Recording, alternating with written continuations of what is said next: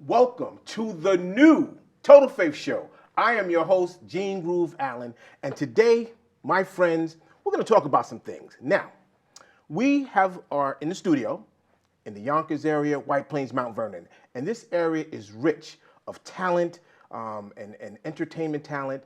And I'm gonna go down the list: Heavy D and the Boys, I'll Be Sure, Brand Nubians, P Diddy Combs, and the reigning queen of hip hop soul, Mary J Blige. Now, Mary J Blige is a huge icon, but she has a team to keep her fresh, keep her new. And today, my guest, I'm gonna call him an unsung hero, a genius. He's a producer, songwriter. This guy is incredible, but he's so humble. My guest today in our audience is Mary J Blige's brother, Bruce Miller. My brother, what's going on? What's up? What's up, Groove? How you doing, man? It is Thanks an for having honor, me, man. a pleasure. I don't want to fan out. Man, listen, the honor's all mine. I'll say that. I am a fan of your music, the things that you've done personally, individually. So I want to talk today and let our audience know, how did you get started in the music business in terms of what you do? Because you're a visionary. Sure. Well, I got started. I started writing songs, right? I used to have like a singing group. So Mary's always been singing. We come from a big family of musical people. Like my mother has 12 other siblings. And so my aunts, my uncles, my grandfather, like everybody either sings, plays an instrument, does something. Gotcha. So we've come from that. And then my dad is a music guy, was a songwriter, and performer as well. And the same thing with Mary's dad. So it was always just music was always just a part of our life and our household. Just as much as the church. So it kind of all of it ran hand in hand. And I started writing out in school. I started writing probably like first grade. I was writing poetry. I wrote like this. They had like this school poetry contest, and I was like first grade, and I wrote this poem called First Love. Okay. And it was about Love story? math.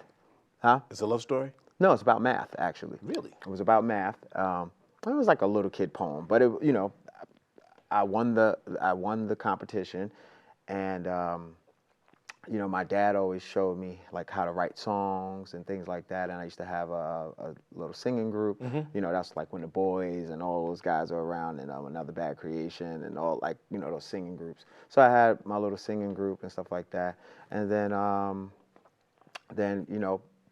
one day, one day. Andre Harrell comes to the project. It changes your life. And changes everybody's life. Changes everybody's life. Tell me about this. I know for a fact, reading your bio, you talked about touring was your education into the entertainment business. Who did you tour with, and how did that change and transition to helping your sister? We're going to talk about that No More Drama family affair. That I was 13 years old. I went on my first tour, and it was really just like. My mom just didn't want me hanging out in the streets of Yonkers. And so she was like, take him with you. Gotcha. And at that point I was already still writing songs. I was always, an enthusiast in music. And so touring really was like the thing that changed my whole life. I mean, we toured. Who'd you tour with? That first tour, we were on tour with Boyz II Men. Okay. TLC, Montel Jordan. Yeah, Boyz II Men, TLC, and Montel Jordan, and then we ended up, touring with like Aaliyah, Okay. and who else was on tour with us? Genuine. So you were like just the guy to go to all these different tours and really get educated. I was being educated, through so Mary was like in a whole nother space, right? Okay. And I was like still boots on the ground with everybody, with the with the dancers, Yes. with the the band, with production. I was like just hanging out with everybody, And that first tour, I was just kind of a roadie. I just carried bags and stuff like that. But I learned a lot of language. I learned a lot of things about touring and what it all consisted of. So the next tour, I ended up coming back, and I was working like with the tour manager, like just helping out with the schedule, like with making sure Doing that the people things have their the schedule, background stuff. right, and and then it just kind of, and every time I went on the tour, I played another position, so I started learning the business and learning those things. But in the midst of it, I was always still writing, and I was always just kind of always like nudging at Mary, like, hey, listen to this song. Hey, listen to this song. Got And you. and at that time, I was 14, 15, You know what? 16. Hold that thought. I Sure. want to see when we come back. I want to talk about your rise in terms of being a producer, writer. Talk about you being the CEO of Blue Light Media. I want to talk about your TV, your vision, and green energy. When we come back on the TFN Total Faith Show, I'm your host, Gene Allen. Thank you.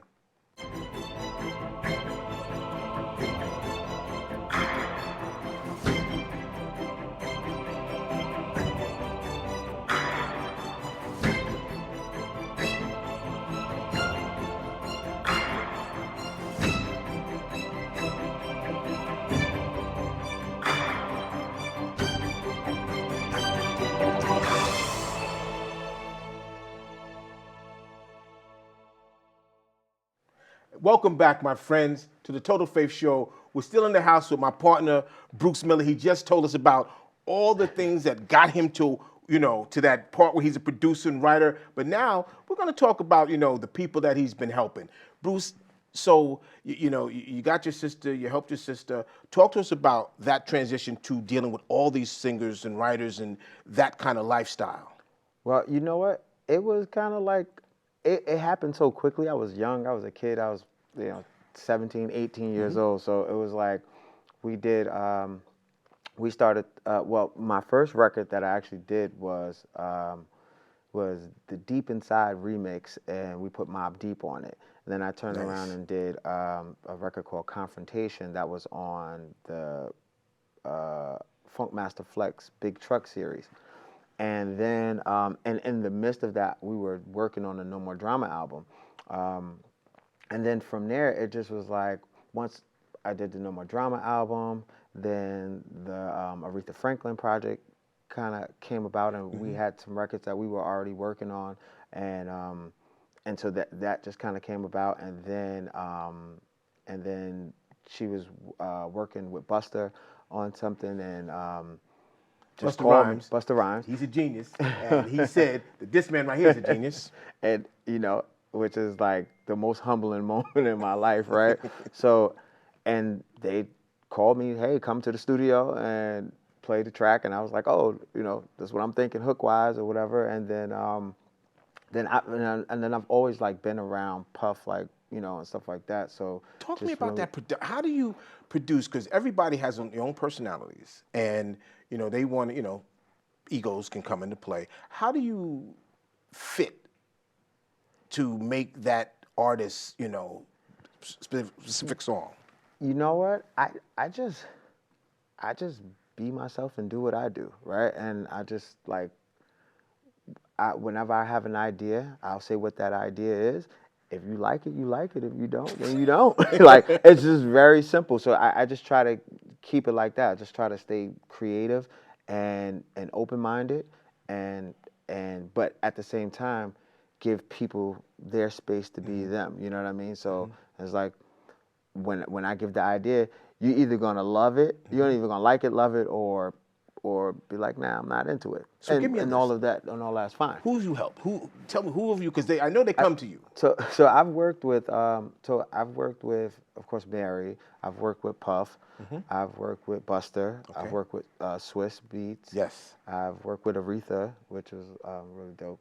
It was really dope. What made it dope? Because Aretha, okay, we know. She's Aretha Franklin. Okay, that's right. I'm sorry, you're right. I mean, it gets no better than that, right? It's like Aretha Franklin. And you know what? Aretha's like so, she's just like,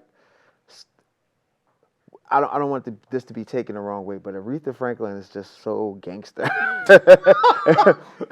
Okay, so you trying to tell us Aretha Franklin Gangster. Gangster. I've never just seen like, those two words put together, but yeah, tell me just about like just her approach. She's just so real and so honest, and what you thought you were like, what I thought I was gonna see coming into the studio was not what I seen. You know, this was this lady that had like you know, like a sweatsuit on with like a pant leg rolled up,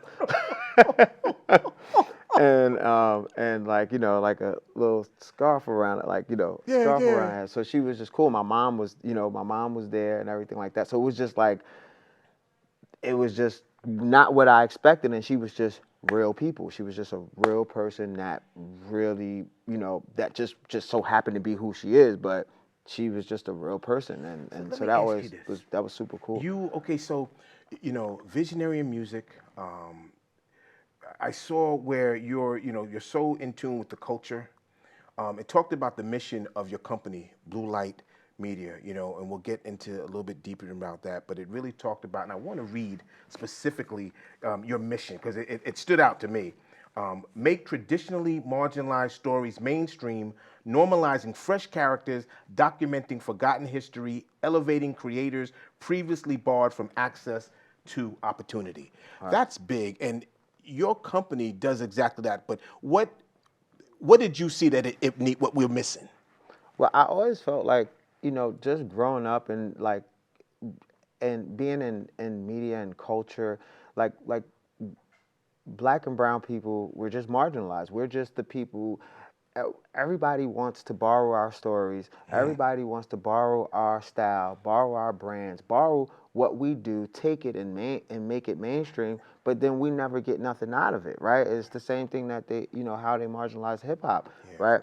And it's like we never get anything out of it. And then now it takes until, unfortunately, it takes until we have a global pandemic and you know, and social media and iPhones and you know, smartphones, that people can start to see what's happening to us, you know, firsthand, where this stuff has been happening for years. George Floyd is not the first person, you know, and it's unfortunate, but and thank God that it took for that to happen. Even though, I mean, it's not thank God because somebody lost their life, but he's not the first person that they did this to. Emmett Till, they did it to. They did it. They've this has been happening To us.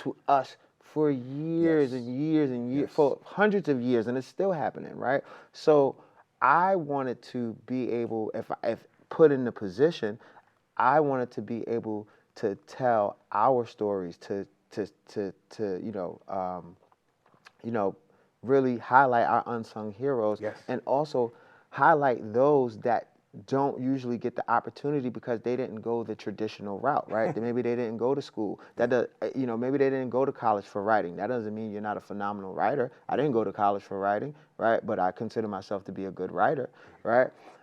You know, those that just don't have the opportunity, I want to be able to give those that opportunity. So however I can do it, and of course I mean, every idea ain't a good idea, right? And every talent's not a major talent, right? But I do want to encourage, though, right? Even in that space, even if I think that, you know, I need to put somebody in an incubator and say, hey, you know what you're writing is okay, but you need to work on this, or you need to work on this, or, you know, I want to be able to help people and point them in the right direction. You know, when we come back, I wanna dive into that piece because your TV, your media, your empire is so big, so huge. I definitely want to be able to talk about that. I want to talk about the relationship because I don't think a lot of people know about what first look agreements are, and we'll talk about all those things, and definitely your projects and your artists, because you also manage artists, correct? Yeah, I have. Well, I haven't been managing artists, but I have an artist right now that I'm working with. So You hold that. When we come back, we'll be back with my partner, my friend, unsung hero, Bruce Miller, genius. Thank you. We'll be right back. Do you have a passion? Do you have a story that needs to be heard? Do you have an upcoming event? Do you have a business, product, or service? If your answer is yes to any of these questions, you can be a guest on The Total Faith Show. Click the Contact Us button, fill out the form, and we will get back to you. Thank you for entering into Total Faith Network. We walk in total faith.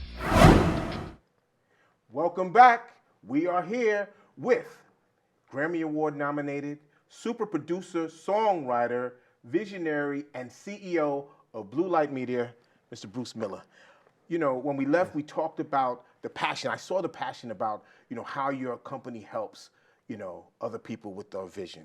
How did you start Blue Light Media? Well, I started Blue Light Media actually about 2013. I was actually embarking on becoming an artist myself, right? So I had come up with the persona of Cora Son, which is a play on words. My mother's name is Cora. I'm her son. So I had Cora Son the Great.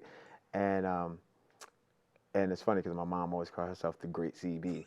So anyway, but so I started that company to kind of I wanted to create a media company that would cover all facets of entertainment, and I wanted Coruscant to be kind of the nucleus at that point in it that would draw in everything else. So when it came to content, when it came to we were creating like skits. I was doing a sketch comedy. There was a bunch of things that I was doing, and I was trying to create around Coruscant, and that's how I came up with Blue Light Media, and came up with the company. And then Blue Light kind of just represents the lights from like when you're on stage, you see like those blue lights or whatever. So it represented that, and so that's how I came up with it. But it didn't go per se how I wanted it to. Kind of turned into its own thing, right? It turned into its own animal? So what it was that I had just had my first kid, and I was kind of like, I was kind of in that space of where I wanted to be as far as like doing music and going, kind of the fame route, and what the cost of that fame was to me, and versus my family and and what I would have to sacrifice. Talk to me about that. Tell me a little bit more about that. And so for me, I had to make a decision at some point. I had gotten to this point where I had to make a decision for myself to say, hey, if I go this route, then I have to sacrifice this. I'm gonna have to sacrifice time with my kid, time with my family, time with my wife's, time with what I'm building, right? And I had to make a conscious decision as far as like, when it comes to like, money and influence and things like that. It's like, I realized like, okay, well, yeah, of course, families need money, of course, but most importantly, they need nurturing, right? Need their dad. They need their dad. And I was like, there's so much that I could do. I don't have to be famous. First of all, I never wanted to be famous. so because I know what it costs. Because everybody wants to be famous, and you're the brink. You're there. No, I'm cool. Right? Okay. Like, I'm cool with being infamous, right? There you go. So that was pivotal and important for me, and I made that decision. And when I made that decision, I said, okay, well, then what do you do now? Right? I had to ask myself, what do you do now? And I had to sit down and really think about that. And it took me some time to think about what I was going to do with Blue Light. What did that mean? What was this company going to become? And what did it become? What have you made Blue Light now? Because I know it's now we're a production. We're a production company. I'm working on. I have 2 or 3 TV shows right now, and I've partnered with my sister and her company, which is Blue Butterfly, which is funny that we both have. Blue Butterfly. Did y'all? No, just this is. I promise you, it's so funny that she named her company Blue Butterfly, and my company was already Blue Light, and we had never really associated that together. And so Blue Butterfly hired Blue Light Media to come on to work as production partners. So so Bruce Miller under Blue Light works through Blue Butterfly, and we have a first look deal over at Lionsgate for scripted television. And so wait a minute now. So I don't think my audience might know. So I want you to tell them what that first look agreement is really about, because that's huge. And Lionsgate is they're a major player. Yeah. So first look is basically, when you have you're kind of you're exclusive to that company pertaining to that particular thing. So our deal is a first look in scripted television. So that's like TV shows, Yes. series, not like reality or nothing like that. That's unscripted. So we're talking about scripted, written television shows. And Anything in the works now? Or? yeah. So tell us, okay. Yeah, but I'm nosy. so yeah. So what that means is that we're exclusive to that, and that means that when we develop a show, we need to bring it to them first, and then they get to say yes or no if they want to help us to create and finish developing that show and shop it to networks with us, or if they pass on it, then we are able to go outside of them to other networks and to other production companies to partner or or package it the way that we need to package it to go to networks. And packaging is really, because I know you're probably like, well, what's packaging? You know what I'm saying? And packaging put it is in the box. basically right. And packaging is basically right how you take your show and you put the right showrunners, the right writers, the right producers or directors all together to say, hey, we're all working on the show, and then you go and bring it to the network and say, hey, this person's working on it, this person's working on it, this person's working on it, this is our package. Do you have in-house writers and developers and that kind of scenario, or do you go out and handpick and say, hey, Jim Jones, I know you're a great writer, do you come and do this? Well, at this point, we're because we're a new production, we outsource and we use our agents and stuff like that to find writers and other production companies to partner with to collaborate with. So yeah, we outsource at this point. So I'm an up and coming. I got this script. I want to be able to say, hey, I got this. How would I do? Would I call you? Would I say, hey, Bruce, my man, I got this hot idea? Well, you know what? I am accessible like that. So I do. I make myself accessible. So I will. If you're a new writer, it is really tough for new writers to come in and like push your script, right? So I would look at it. I would definitely read it and then come back with feedback. I would usually share it with my agent to see what their thoughts are and see if this is something that we can make work. If it's not a thing that we can make work because of maybe this person doesn't have the right name or have the right thing, we would then try to put them in some type of incubator to help develop them out. Let me write these notes because I got so he's an incubator. Okay, I might have a script around here somewhere. You know what? So you got all these things happening. I also saw you're an incredible entrepreneur, and you switch up and see things. Green energy. Yeah. Tell me about it.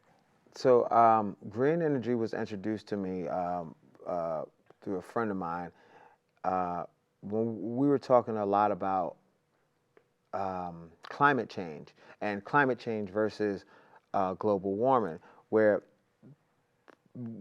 global warming is kind of consistently going up, right? So that means that the temperature consistently goes up every year. Okay. Climate change means that there's extremities in the climate, meaning that somewhere where it would normally be super cold may be a little bit warmer than it should be because of what's happening in the environment and what's happening in the ocean and what's happening in the sky to make the ecosystem change, right? So once I really started learning about that and what it was really doing, and my guys started putting me on to like and really it was a matter of like two things, right? I was like, all right, this is messed up, but at the same time, like, there's some money in this too. Right? So entrepreneurs. Right. So like there's some money in this. And so when they put me on to, I didn't know that you can take waste vegetable oil from like the Chinese store around the block, the used vegetable oil, clean it, run it through a filtration system, clean it up, again and then resell it to a biodiesel company to be turned into to be converted to biodiesel. So I thought that was amazing. And then when I saw the numbers, I was like, man, I'm in. You know what? So changing lives and making money. I love it. This Can't has wait. been such an incredible journey. From songwriter to tour guide to CEO to biodiesel. I just want to thank you, man. I'm truly, like I said, once again honored. Thank you so much think for that having me. you're an incredible CEO, but more important, you're an incredible person. Real you. humble. Real. I can feel the passion. Thank you. I And really I appreciate hope that whatever you touch is going to be all right. Ladies and gentlemen, this is my guy, Bruce Miller. I want to thank you for joining us. This has been special to me. And we will see you soon on the new Total Faith Show. I'm your host, Gene Groove Allen.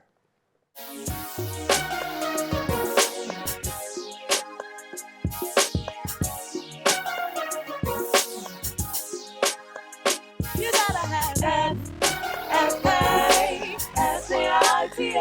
You gotta have F-A-S-A-I-T-H.